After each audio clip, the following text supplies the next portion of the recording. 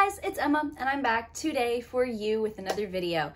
And today, like the title suggests, we are going to be reading 5-star reviews of books that I just did not like. Now, the parameters, all right, because we're going to be setting up some parameters. These books that I'm going to be talking about are not going to be books that I have put up rant reviews for. These are books that I've read that I have genuine negative opinions about, and just things that I can argue, right? That I can safely and confidently argue about. Now, I'm going to be showing the reviews, obviously, but I am going to be blacking out the names because I don't want any negativity towards these reviewers, because at the end of the day, reviews are subjective. These reviewers are entitled to their own opinion and valid in their own emotions, as am I in my opinions and emotions. In order to try and make it a little bit better, I will be saying the pros that I have with the books first, and then we'll get on to the reviews and how I feel. This video may be spoilery for these books, so I will have chapters just in case you guys don't want to be spoiled or, you know, any chance of a spoiler. So, with that being said, let's get into it. Now, the first book that we are going to be talking about is I Am Legend by Richard Matheson. I have this book in my worst books of 2020 video, if you want to go check that out. But wow, did this book piss me off. It's very short for the level of ire that it summoned. It's about this guy, and he's trying to figure out how this vampiric plague started and how he can maybe reverse it due to him being the last person on Earth, and all the shenanigery that follows. I gave I Am Legend 1 star, despise that book. The only thing that I can give it is that it was really creepy at the beginning when it was talking about how the vampires were like jumping off of the neighboring roofs in order to get onto his. That was creepy as hell. That's about the only thing that scared me. And even then it was very short-lived. So, let's get on to the reviews. Okay, so this one review says, I was fascinated by Robert's preparations and daytime activities and his studies to find the cause and cure for the virus. If by daytime activities you mean just him getting completely shit-faced and making sexual comments, unwarranted sexual comments about the vampiric women that are in fact trying to kill him, okay. And then another reviewer says, I could feel Robert's fear, anger, pain, loneliness, sorrow, suffering, and despair. Although the whole world was falling apart, Robert remains a human being until the very end. I could definitely feel his sorrow and his anger, especially when he would go on drunken tirades. When he's supposed to be focused on surviving, he instead gets plastered on scotch and continues to go outside of his house and tease the vampires, and then he's like, oh, wait a minute, maybe I don't want to die, and then hauls ass back to his house. Meanwhile, the vampires are riding their heels. It was just so reckless. I know for one thing that if he and I were together during the apocalypse, I would never want him on my team, because wow, I do not need a person that reckless when I'm trying to survive, I don't know, not getting eaten by vampires. Just a thought. So the next book that we're going to be talking about is East by Edith Pattou. I read this book for my Bratz Readathon vlog. If you guys want to go check that out, it'll be right up there. I believe it's a retelling of an old Scandinavian folktale, East of the Sun and West of the Moon. I've never read a retelling like that. I loved that. The writing was really good. It was really fast. You zoomed through it, and this book was like over 500 pages. The rest of the book was meh. I gave it 2 stars. Not horrible, but not good. Does that make sense? It's basically like a Beauty and the Beast thing where like this white bear comes and takes Rose, our main character, back to his castle, and she's like sleeping in her own bed, but every night like a stranger is coming in and sleeping next to her until she finds out it's the white bear, and you know there's a whole curse behind it and yada yada yada. Now this one reviewer says, now some people would be disappointed by the romance in the book, or the lack thereof, but that didn't bother me one bit. What Rose and the white bear had was tender and fragile and real. Their relationship was amazing and wasn't all fluffed up. most authors would have Rose run into the arms of the white bear, and they would live perfectly from that moment on. My thing with this is, yes, it would be a good romance if I knew the ages. Because first of all, Rose is, I believe, 15, right? Or maybe 16, but that, you're high-fiving God with that reach, okay? And this stranger that's sleeping in her bed every night is described as a man. Now, I don't know about y'all, but when you say a man to me, I think mid-20s, all right? Or at least 20s. You can say, oh, Emma, well, she's 16. Okay, okay, but a 16-year-old and a 20-something-year-old's mindset, vastly different. And I'm sorry, there's no such thing as she's mature for her age. She's either above catch a case age or she is below catch a case age. So the romance in here made me aggressively uncomfortable. Our third book, ladies and gentlemen, that we are talking about today is The Ritual by Adam Nevill. This was also in my Worst Books of 2020 video, and I also have a video on why you should skip The Ritual and read The Only Good Indians by Stephen Graham Jones. So if you would like to go check that out, that is right up there. But The Ritual, I gave 1 star. It's about these 4 friends that go on a hike in Scandinavia that goes terribly, horribly, dreadfully wrong. It was good up until maybe 65% of the way through, and then it just took a nosedive because that later book plot, what the hell was that?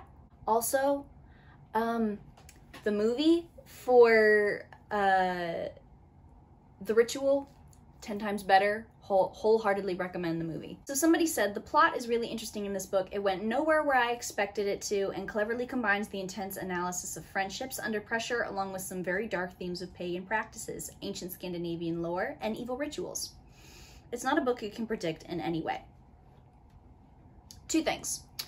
The friendship, first of all, if you have friends like the 4 friends in this book, get yourself some new friends, all right? Because these friends are horrible to each other. Second of all, the plot, I will admit that I had no idea where the plot was going to go later on in the book.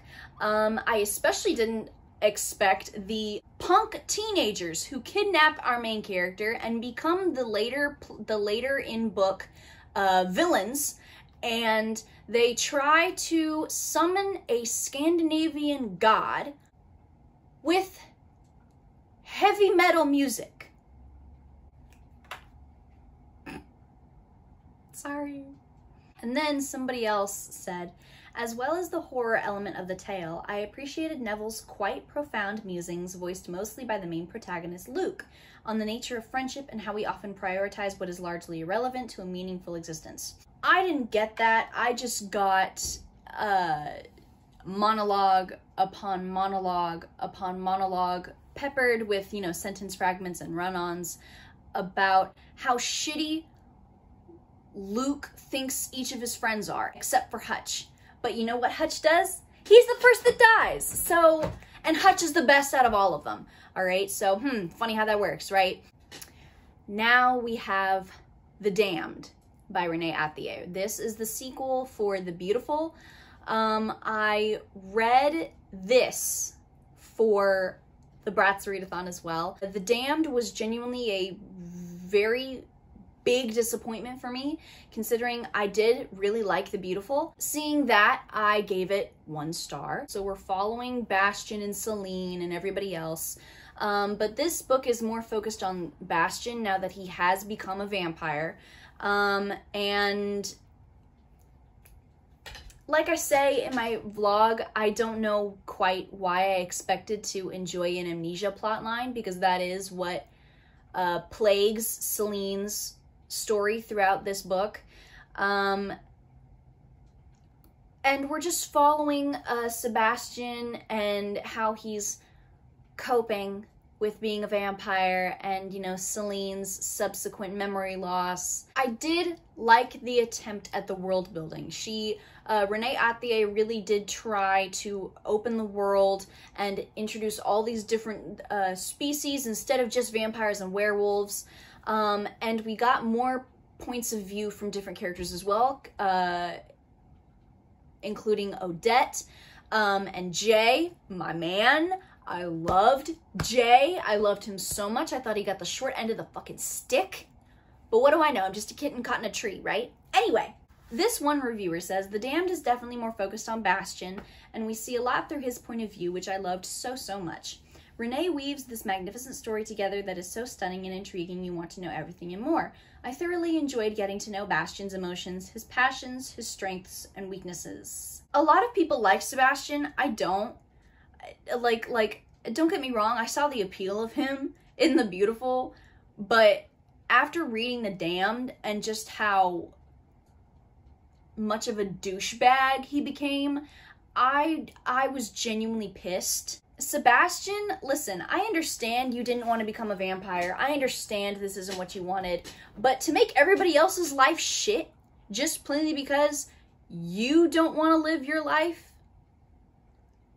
that is so selfish. He pissed me off to no end, and I was genuinely rooting for Michael and Celine to get together. Because the thing is, something that The Damned definitely suffers from is a lack of second love interest building or development, and by that I mean you can definitely tell who we're supposed to root for, or at least who the author is rooting for. And Michael, along with Jay, got the short end of the stick in the love department. Somebody said I'm way too tired right now to write a proper review, so I'll do that later. Same. However, I do want to express my love. For Celine and Bastian already. I just love them so much, and this book fed my Castian heart, or Baleen. I have looked through so many reviews for The Damned, and it makes me so sad that not anybody is talking about Michael. Michael and Celine, in my opinion, just have a lot more chemistry, I guess, but I'm going off of the banter that they had in the first book compared to Celine's and Bastian's just brooding look at each other stuff in the first book.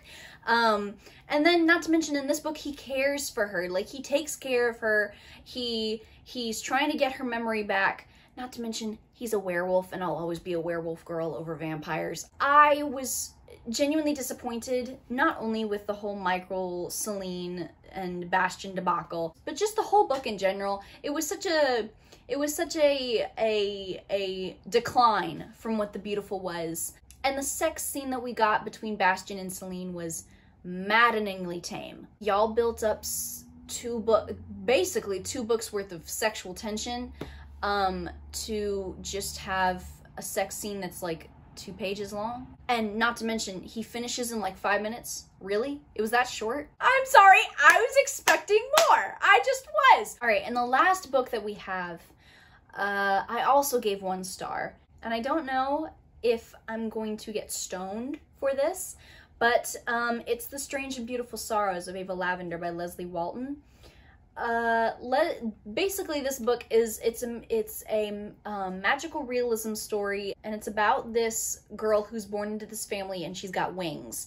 And it's all about the shenanigery that happens with not only her, but that we learn about her mother and her grandmother's lives as well. This book didn't stand out to me positive wise. The only thing that I can commend is the prose. The prose was beautiful, but for even better prose, quite honestly, I would recommend I'll Give You the Sun by Jandy Nelson. It's one of my best friend's favorite books, and the prose in there is absolutely gorgeous. So let's get on to the reviews. So one reviewer said, I can understand the people who are flattened by how sad this book is. This book is YA in the same way that Tender Morsels is YA, which is to say, not your mama's YA. It is dark and violent and features intercourse, both consensual and not. There is murder and suicide, ghosts and untouched harpsichords, and there is so much pain. But the pain and sorrow and darkness is also beautiful and lyrical and magical. I don't have a problem with these, with like such dark themes being introduced in YA, in the YA genre, just plainly because I feel like darkness such as this affects all ages. However, the way that it was handled in this book specifically, look up the trigger warnings, I mean it, because there is an incredibly graphic and vivid non-consensual scene. I didn't see it coming. It came out of nowhere, so if you're sensitive to those types of things, I would most definitely stay away from this book, because it really does come out of nowhere. It's not one of those things like in the Henna Wars where it lists off the trigger warnings. It's on page, it's vivid. I wouldn't have a problem with it if I had known about it. I will give it to Leslye Walton.